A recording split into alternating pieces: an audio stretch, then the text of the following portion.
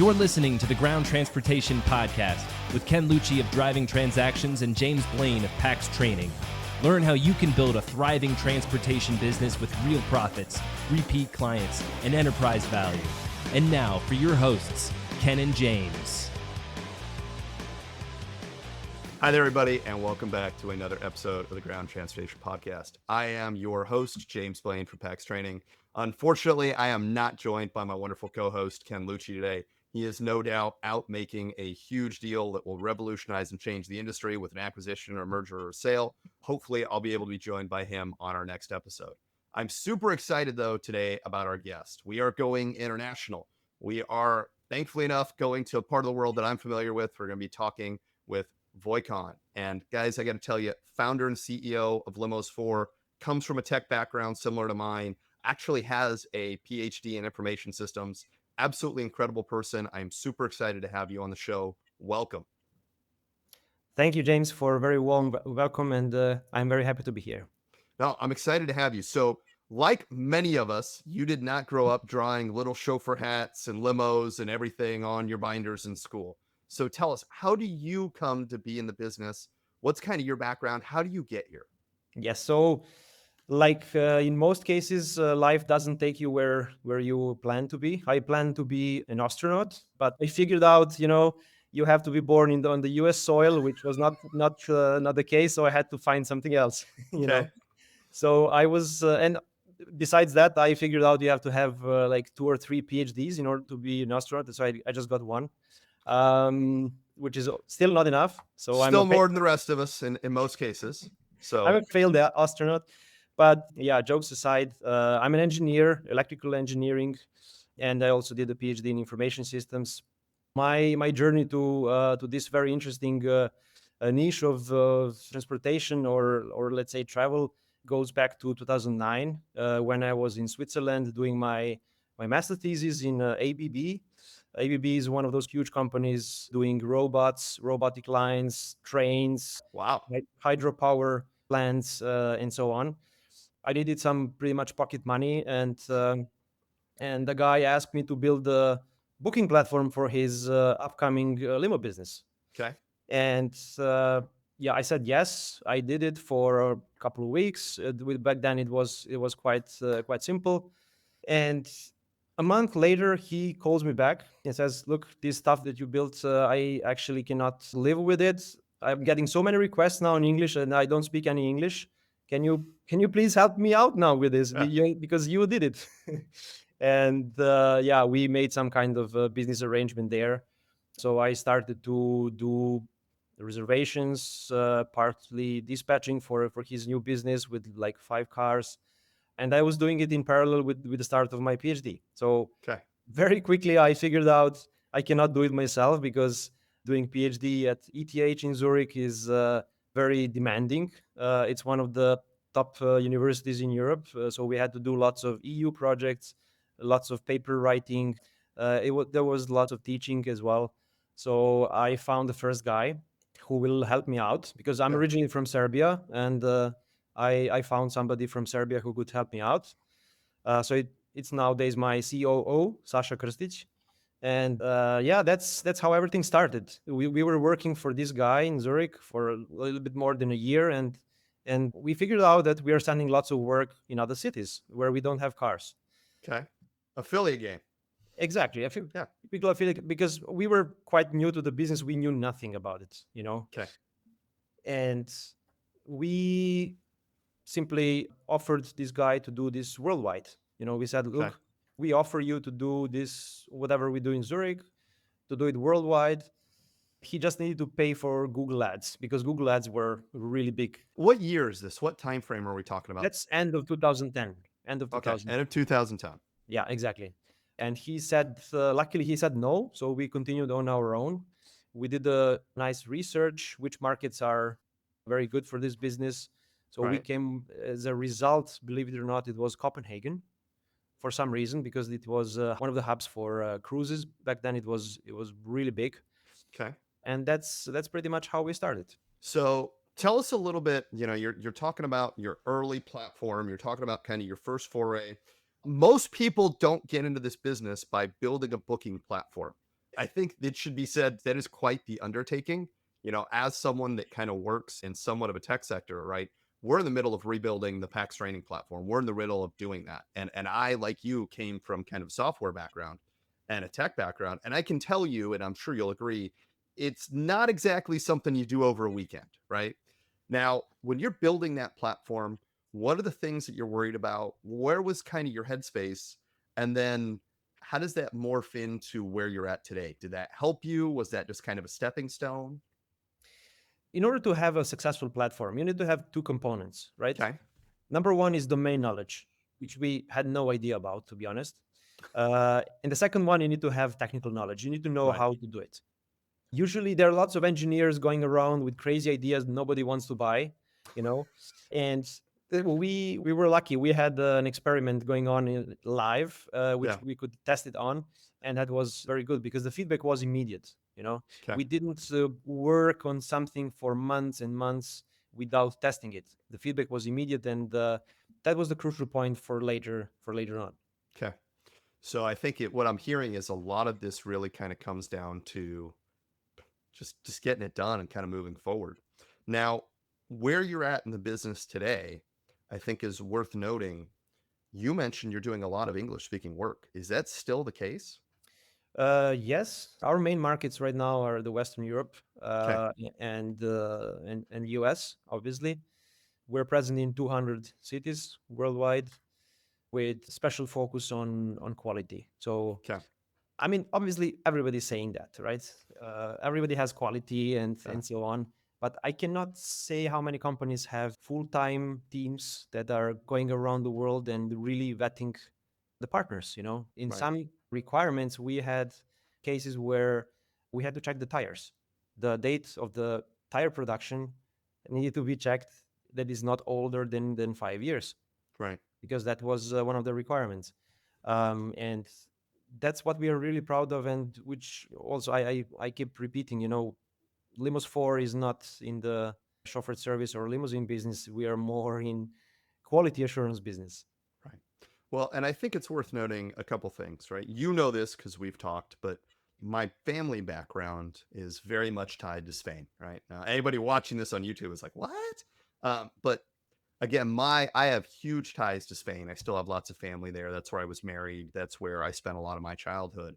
And I think one of the things that, at least if you're used to the American side of the business, if you're used to things kind of how they operate here, is you don't quite have that same understanding of what the chauffeured services industry is in Europe.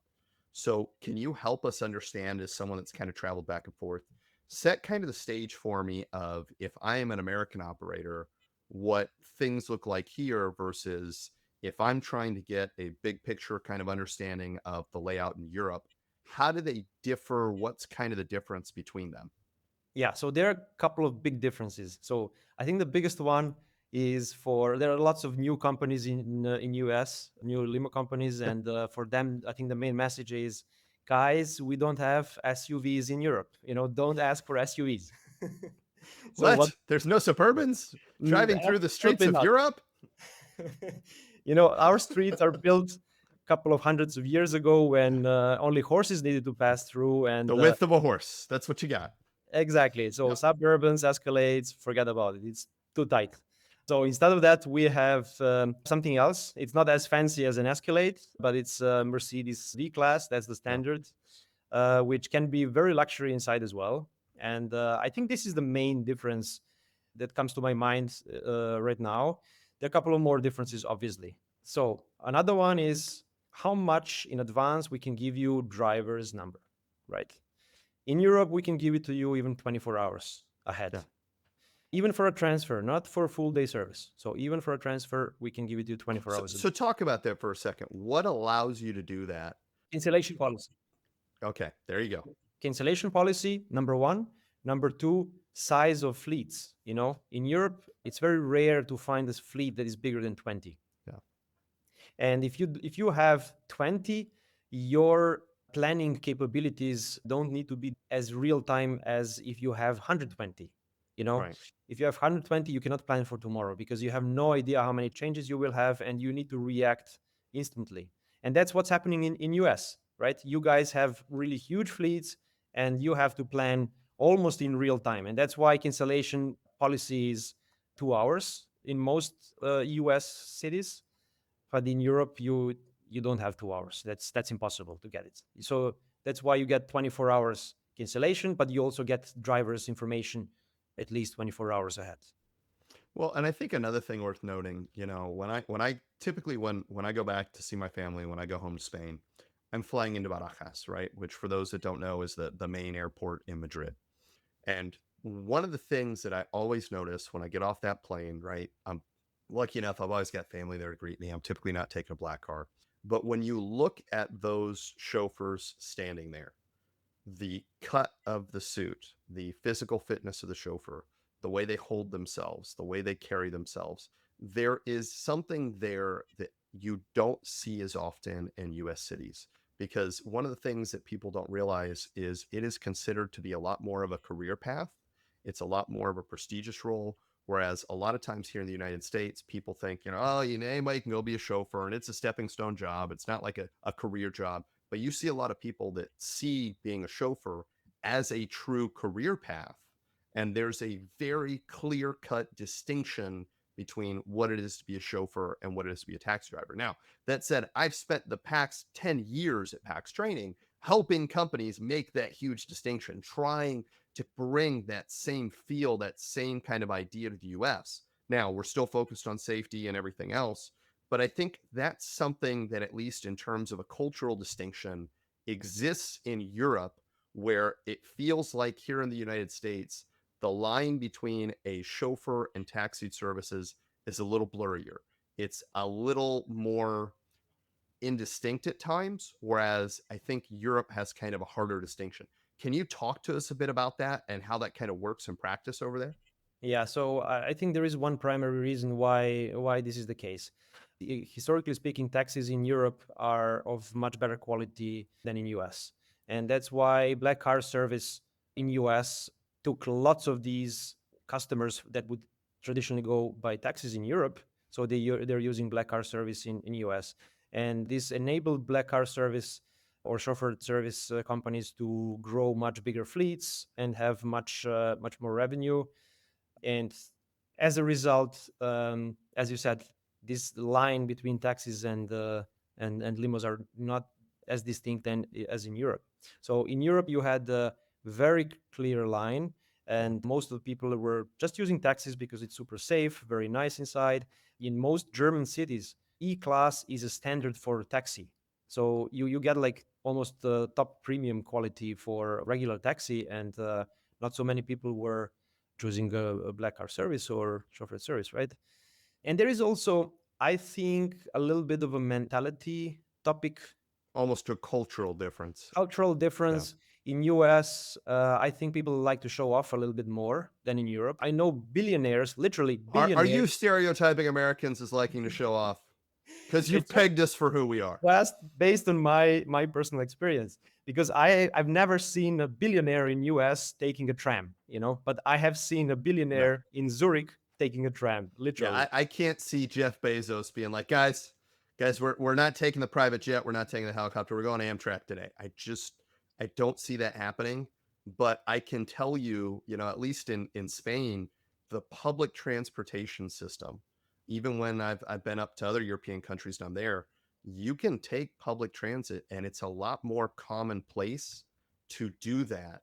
The subway and the metro systems, I would say, and I have yet to see somewhere in Europe where their subway or metro system isn't better than the best of what New York or Chicago or any, California, you've got all these places in the US to have them, but there really isn't much in the US that compares to that level. And I think you're absolutely right. It's something to where, that CEO or that business person probably grew up riding that their whole life and they feel safe, they feel comfortable.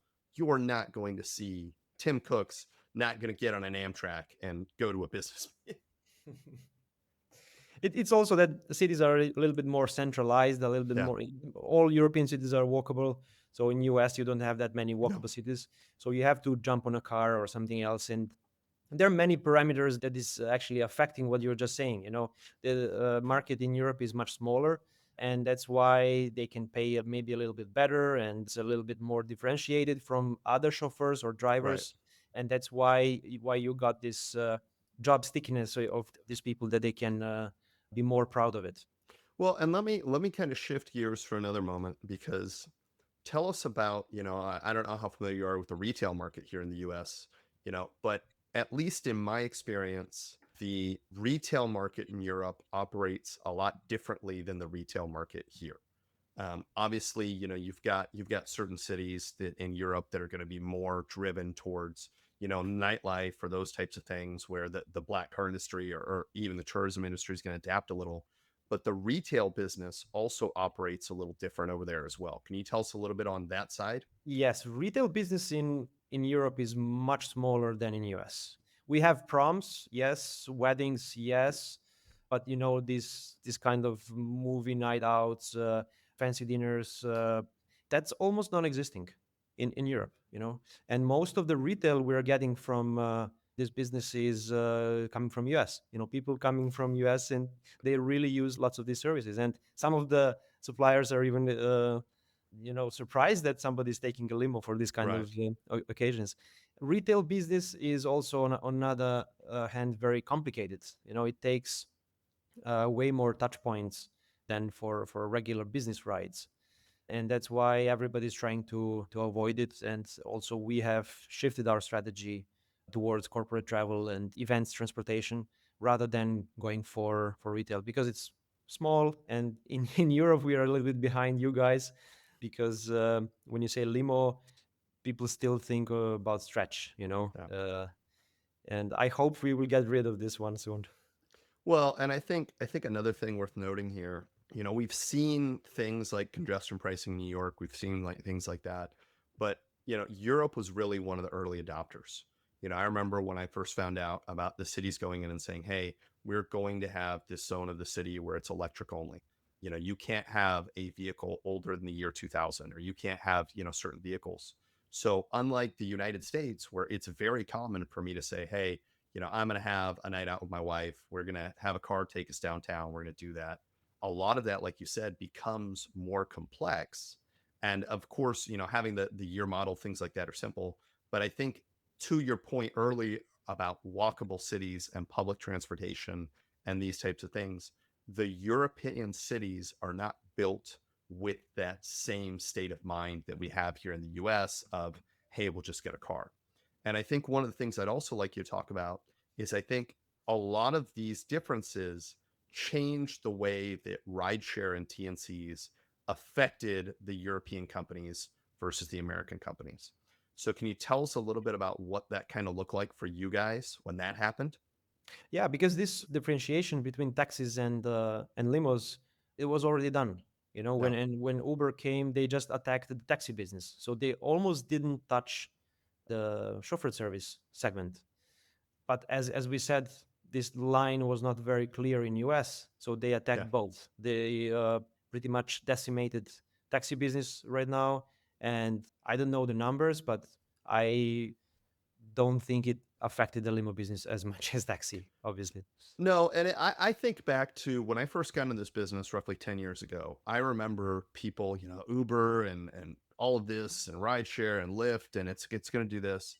And one of the big things that I found myself repeating over and over and over is, why are you competing with them? Why are you allowing yourself to compete with what should be on the taxi level, right? If you are trying to compete with a taxi with an Uber, right, it doesn't make sense because you should be providing a higher level of service. You should be providing, a nicer vehicle. You should be providing a safer experience. You should be providing all of these things that put you in a completely and totally different category than that type of business. And I think what we've seen happen is we had that distinction happen. And then I think now what we're seeing is TNC and rideshare is now trying to go the other direction, right? Whereas all of the companies that successfully came out of COVID, I think we reached a point where you have all of these people that came out head and shoulders above. We don't match at all. Now the TNCs are trying to have their premium levels and their black levels and things like that, but they're still not sending chauffeurs. They're taking those same taxi drivers and putting them into chauffeured services vehicles like Suburbans, Escalades, vehicles like that. And you have that distinction. And I think early on in the business, what we saw is we saw this blurry line happen between taxi and chauffeur, and the difference was the car. And I think where the industry was for a while on the chauffeured services side is now kind of where the TNCs and the rideshare companies are stuck. Whereas I don't know that in Europe, we kind of saw those cycles happen, or at least not in the parts of Europe where I grew up. Yes, in most cities it was forbidden in the beginning, and as I said, it affected predominantly taxis. But what you just said is one of the biggest issue we have in our industry. Everybody's focusing on their brand new Escalade and showing off how fancy it is, but they're not focusing on the chauffeurs, right? And what are the capabilities of the chauffeurs? Do they really know how to handle different cultures? When Yeah. the guests from Japan comes, do they know how to greet them? Do they really know how to open the door? Do they have all the checklists to do before starting the ride? And all this stuff, regular taxi driver, he doesn't really care. No.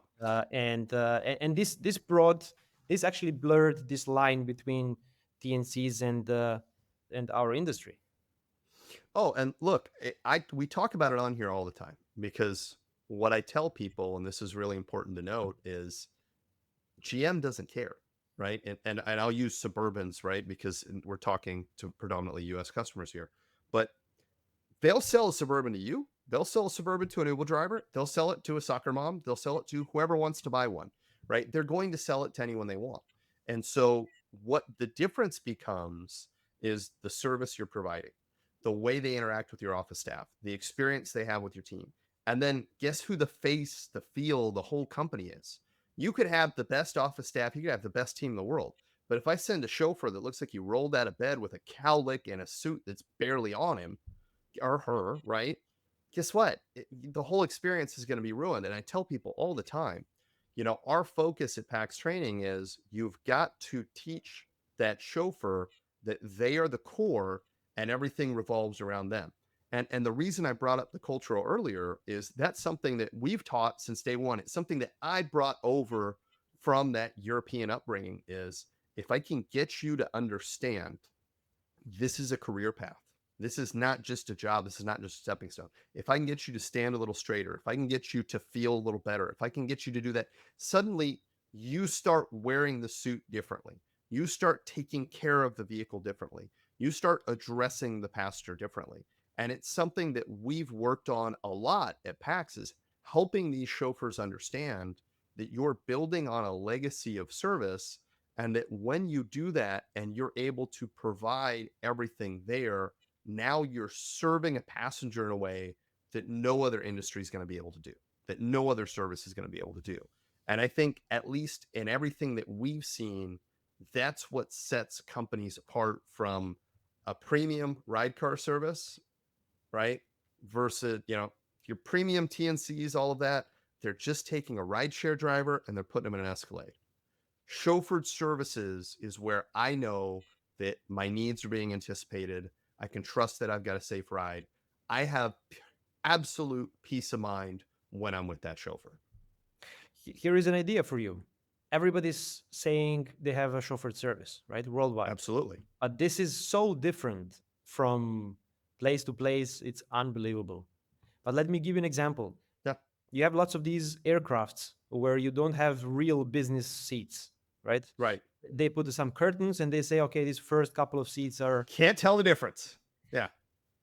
Actually, you can, because you know what to expect. You know True. that. True.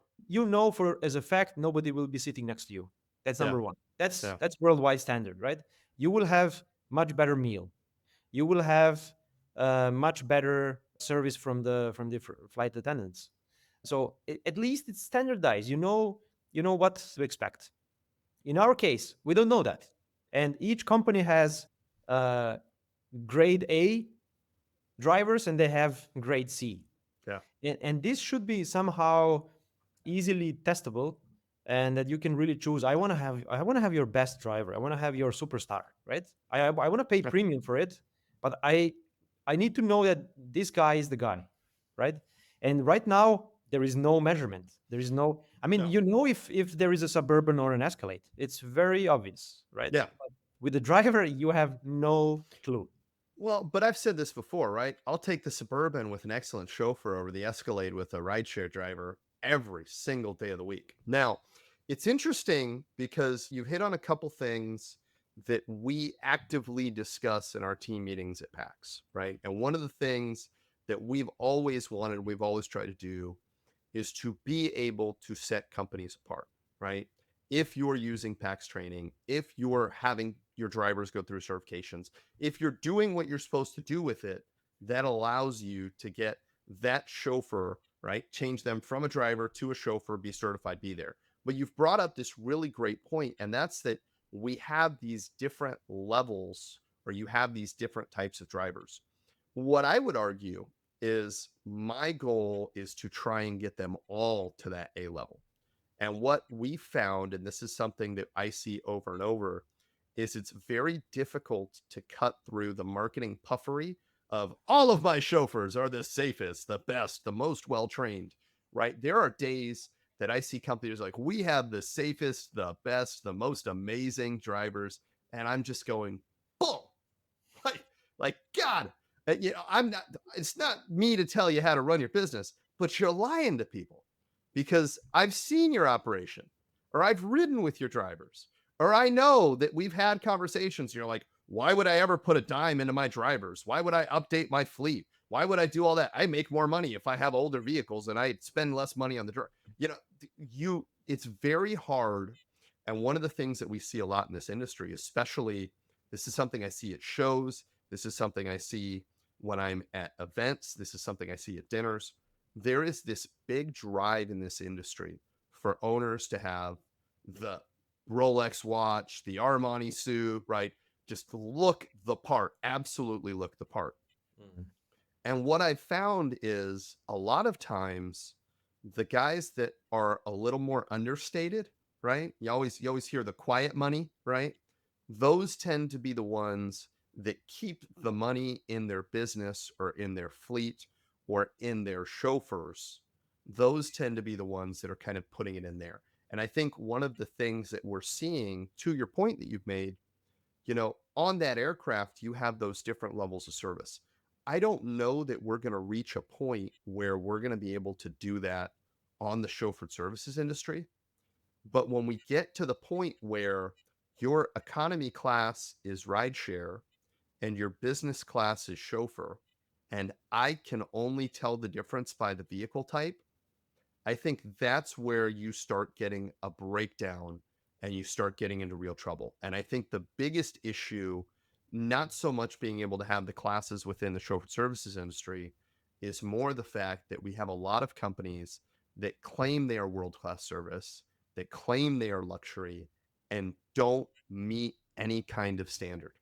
They don't have adequate training for their chauffeurs. They don't have vehicles that they're taking care of. They don't have something that, in my opinion, would kind of be at that base. I'd love you to talk about how do your company, what you do, you guys have very exacting standards. When you're looking at affiliates, when you're trying to figure out how to use, how are you figuring out whether or not they're going to meet your need? So we have built over the last 10 years 5-step approach how we do the vetting. You know, Okay. we start with the really basic research using some online databases, paid and then free ones, to check for credit scores, business registration, and check everything we can check. So evaluating the business. Evaluating the Yep. business whether they pass this first step. Then we ask for the documentation, right? Once we ask for the documentation, we also use some external services to check the documents, validity, and so on. We even call the insurances to check if these are valid. We have seen falsified insurance policies as well. No. And after they pass all this, we schedule an interview, online interview. Okay. In many occasions, we also ask them to have as many cars as they can in the garage. We know that's not possible always.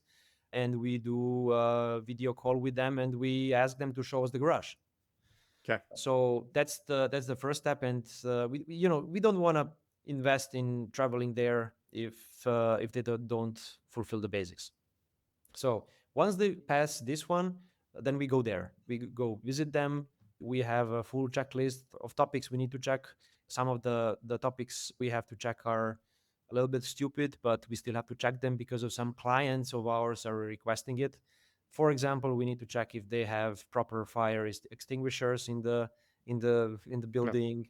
We need to check if there is no child labor, stuff We like don't that. let kids drive here. Yes, it's pretty much impossible, but we need to put the official check mark and they need to sign it.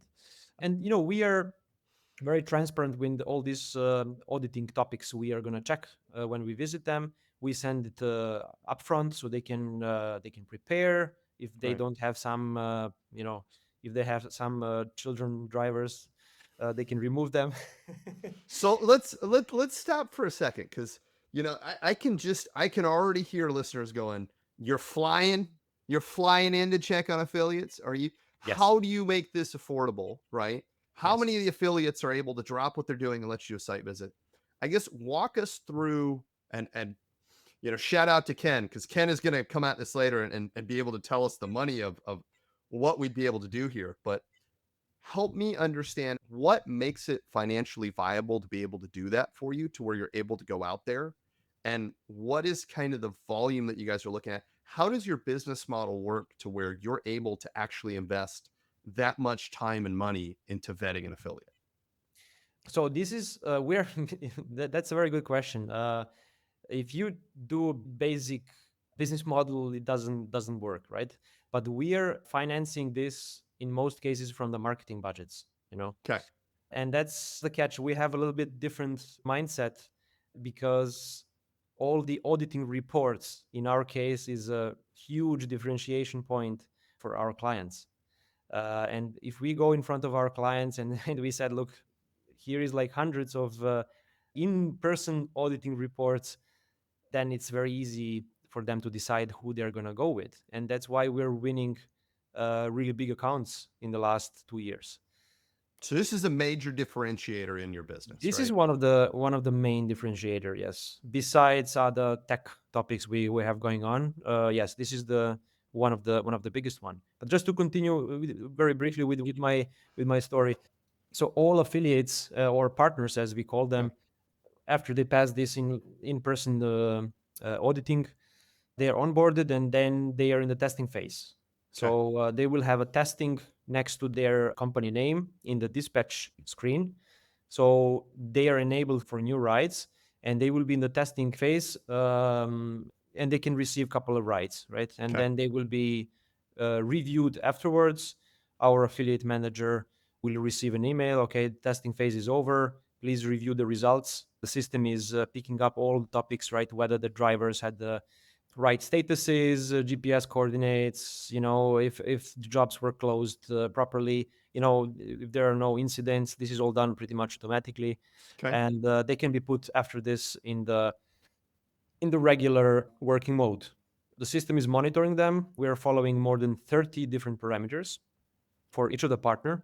Are you It able to go- share some of those with us? Some of the key ones that you're looking at? Yes, yes. So we have, I think, 6, 7 different categories, starting from price, contracting, insurance, flexibility, punctuality, incidents, drivers, appearance, Okay. many different topics, and we have subtopics in each one of them. We Right. we grade them between 1 and 10, and we have a weighting factor for each of the parameter, and then we get a number from between 0 and You 100 in the score it. end. Yeah.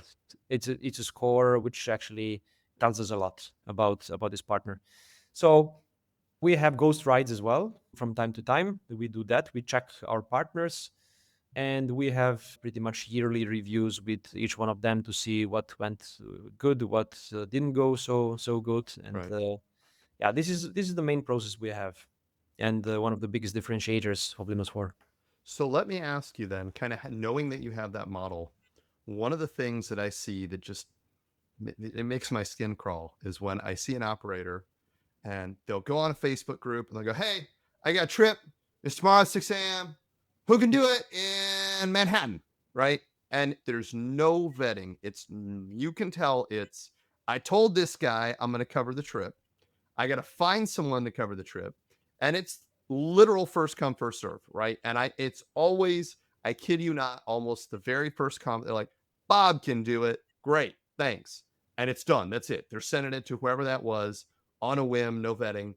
How does that work for you guys? If you have a situation where, and I feel I already know the answer to this, but if you have a situation where you say, hey, we've got a business executive, he's flying into Bozeman, Montana tomorrow. You guys, let's say you don't have anyone. I'm sure you do, but you don't have anyone in Bozeman, Montana.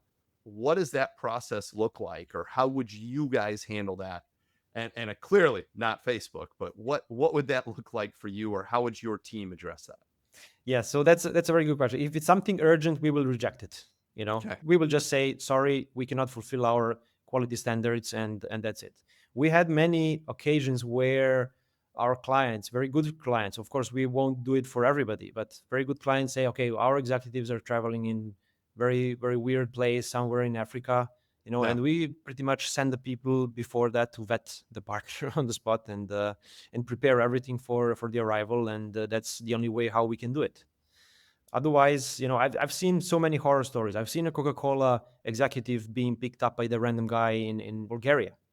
Fun. So uh, it's in one of those WhatsApp groups. Somebody say, "Oh, who do we have for this?" And No. that's really horror. And that's why also we are one of the top choices as an affiliate for biggest US limo companies in all those markets that are not London, Barcelona, They're or accessing your network essentially. exactly. They're using our network because they know we vetted them, and they have one ride a month where we have maybe one ride in 2 days in these Yeah. small places. And we have full leverage over these suppliers. We give them more than 30-40% of their total revenue. So it's kind of an extended arm of our own fleet. And this is one of the biggest advantages that we have on the market. So let me ask you then, and again, I'm sure I know the answer to this one.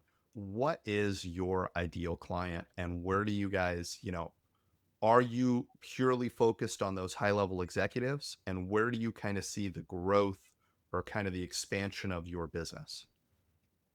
So we are focusing at the moment on two channels, or let's say two niche. So one is executive transportation and corporate transportation for medium-sized companies, up to 200 travelers, Okay. and they are not big enough for the biggest ones, the biggest providers, but they are big enough for us where they need a little bit tailored solution, and they want to pay premium for some extra service there. So that's one, and the other one is transportation for events. That's where we have gotten really good lately. Not lately, actually. It sounds like it's lately, but we've been doing it for quite some time. And transportation for events is one of those non-scalable part of our business. How so? You have to, for some of the events, you have to plan 1 year ahead.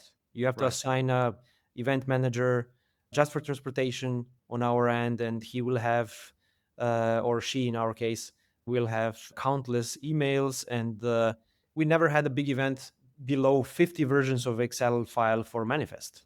So there's lots of planning involved, and over the time we have built our own technology to improve the scalability of it. It's still not fully scalable, but we are ahead of everybody else with technology for event transportation, because we started with AI way before ChatGPT. We started with TensorFlow and just the basic neural networks. We have big advantage now on the market. That's why we can do it much faster and so on. And that's why we are doing lots of events now in US as well for one of the biggest banks. So it sounds like you're still running your own dispatch software. Do you guys have any plans to make that available, or is that kind of part of your secret sauce, so to speak? So it's we have built so many competitive advantages in this software. So we've been asked all the time to have it for somebody else, but it's not built for that. Right. On the other side, I mean, James, software very well, and I do. if you never plan for multi-tenancy, you cannot have multi-tenancy. No, no, and for those listening that are going multi what, so essentially when you're building a software specific for your use case and for what you do, you essentially build it and tailor it like a suit around yourself. And the problem becomes making that suit fit like a glove on someone else becomes really tough. And I think the other thing that's really important to note there is you also, at that point, if you start trying to make it fit better around other people, it starts fitting looser around yourself. So I think one, it gives you a competitive advantage that no one else has that. But two, I think that's a very smart move, and that you understand that something that's built specifically for you and that you're using it for yourself. And what's very interesting about it is that our operations department, reservations and Yeah. dispatch, is sitting 10 meters away from the IT guys, and all they have to do is just walk 5 seconds, and yet they can freely yell at them. And now everyone that works in the office that has ever had a computer problem hates you. No, it's there's a lot to be said about that. And I think one of the things, and Ken and I talk about this a lot, is a lot of what we do in this business is being able to create systems and processes and understand your business, because you have to get it to run like a well-oiled machine. And in a lot of businesses that I see, they can get away with kind of off the hip, right? Cowboy style operations only till they reach about 10 vehicles. Once you get to the point where you have to be able to provide, like we talked about earlier, that consistency, everybody's a team, everybody's the best, and have it all run the way it's supposed to, you just have to have processes in place. And I think one of the big advantages that it sounds like you've had coming from information systems, coming from tech, is that you have this appreciation for kind of that engineering mindset. There's a process, there's a way to do it. We're going to create a piece of software, we're going to create something to do it. So I know that, of course, being a tech guy, it's got to come here. What does the future hold, and what do you see? I know, at least here in the US, there's a lot of talk about autonomous. Depending on who you talk to, it's the best thing ever, the worst thing ever. It's next week, it's next 20 years. What does that look like? And more specifically, since you've got a global view, what do you see in terms of not just autonomous, but how is AI going to change what we do? How is tech going to change what we do? What are you guys looking at to stay ahead, being a tech focused company?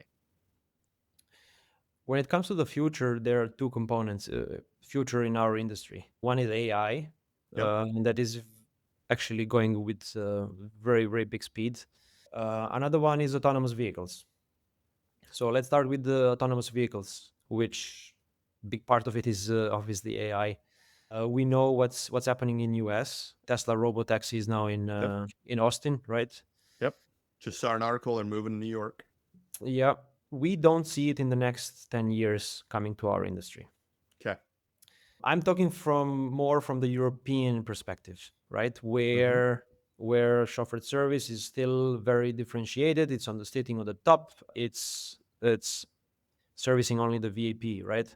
If you are talking about the Ritz-Carlton, I take that example a lot. Yep. I don't see a robot checking me in Ritz-Carlton anytime soon. No. But what it will do to the industry is it will make companies like yours, PAX Training, way more significant for the industry, because those drivers need to get better and better and better, Yep. in order to stay in the shrinking pond. And what's going to happen after these 10 years, we're not sure. Right. People will probably get more comfortable with it, and will, I don't know, there might be S classes driving around with the with VAPs alone, but not in the next 10 years. That's our prediction. We thought a lot about it. We discussed it with people from Mercedes, with people from rental cars. We thought a lot about it, but that's the common conclusion, that in the next 10 years we're safe. Where taxis and TNCs, they are not safe. No. That's going to come much sooner. No, and I agree with you. I think, when you think to what we talked about earlier, right? If you take a rideshare driver or a taxi driver and you put them into a Suburban or an Escalade, or an S class, that doesn't make them a chauffeur. I can't imagine the Ritz Carlton saying, "Well, we're going to super glue a bow tie underneath the screen of our check-in, and that makes it a luxury check-in, and the other check-in kiosk is just that doesn't make sense either." Right? I think, something to be said was the evolution of the doorman. When I think of high-end hotels, You think of that doorman, you think of that image, and what happens at one point in the hotel's history, they decide, well, we don't really need the doorman. We don't really need him there. We'll get rid of him. And all of the things that that doorman did now have to fall somewhere else. And you lose that, you think of the highest end hotels. I think of, everything that goes with that. And it's a big deal when you walk up to that hotel to see that that front entrance is perfectly manicured, perfectly taken care of. Because as I talked about earlier, with that chauffeur who is in the suit, who is taking care of the vehicle, is doing the presentation, that doorman is taking care of that space. They are making sure everything within that space is perfect. My business partner Bruce talks about when he worked at the Ritz-Carlton, and one of the things that he says is, we're walking down this hallway and we're with the GM of the hotel on my first day, right? And what does he do? There's a piece of trash in the hallway. He stops, he picks it up, right? Sure, you can get a Roomba to do that. Sure, you can get to that point. But having people that are taking care of a space feels completely different. Having that person able to help you with your luggage, to help you with the door, to welcome and greet you. Look, I just don't see a world where, even when we get to humanoid robots, it's welcome, Mr. Blain, to the Ritz-Carlton Hotel. Like, it just doesn't, you're going to lose that warmth. It will have the perfect accent. That's there is no question about it.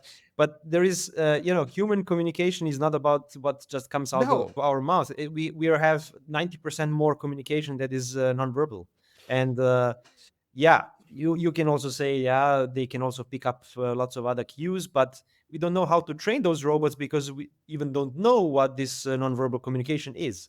right, So it's right. it's complicated. No, I think you've really hit on what I believe is key to the future of our industry, and that is understanding that if you are just running a car service, you're probably missing the mark. I think one of the things I love about your model is the care and the attention to detail and understanding where you sit in the market. I have always said, if your business is, I get people into black car vehicles and I get them from point A to point B, you're going to be in trouble. I just don't see a future for black taxis, which 100%. is what a lot of companies operate as. So let me ask you, as we kind of wrap up the episode, what is the number one thing that you see if you are talking to other companies? What is the number one thing that you see in your areas that you work in that people miss or that people don't understand? And then what do you see as the single biggest opportunity in our industry right now?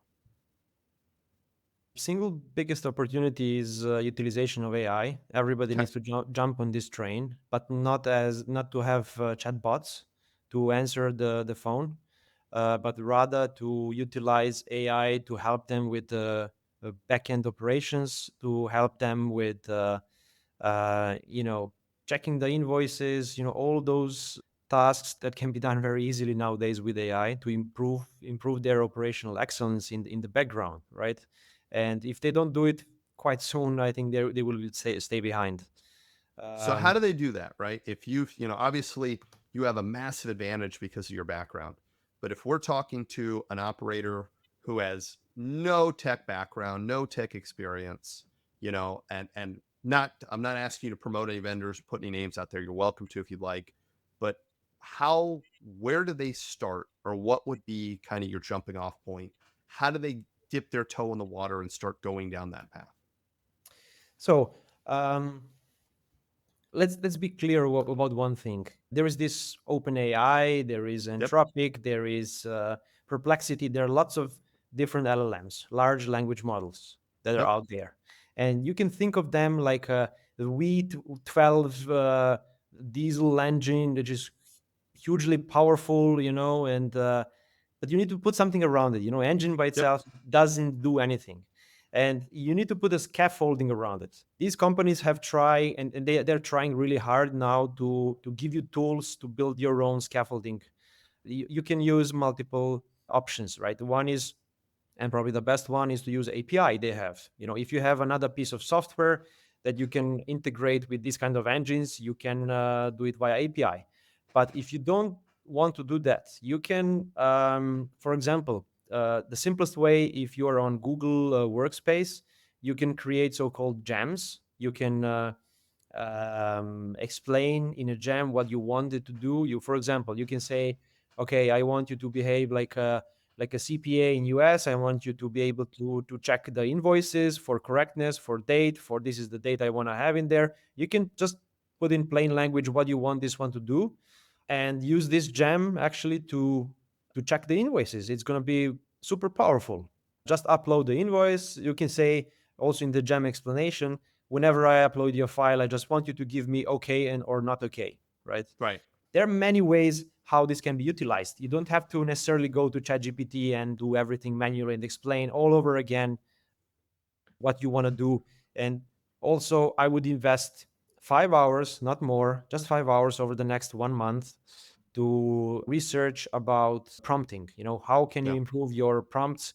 This will make your life much easier. And I think this is the biggest opportunity at the moment.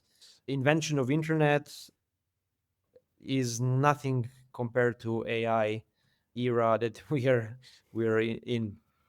I couldn't agree with you more. I was very lucky in that growing up, my grandfather worked for Jet Propulsion Laboratories. So when I was old enough to understand what if then meant, I got taught how to program.